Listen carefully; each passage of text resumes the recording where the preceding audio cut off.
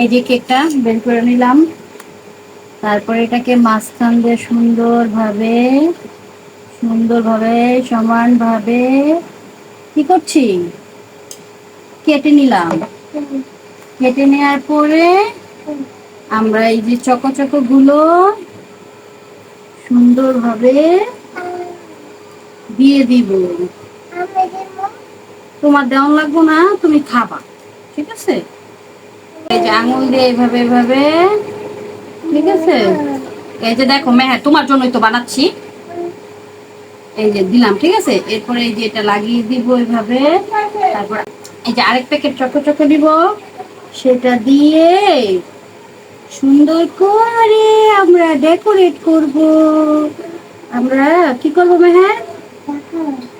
এই তো ডেকোরেশন করবো সুন্দরভাবে।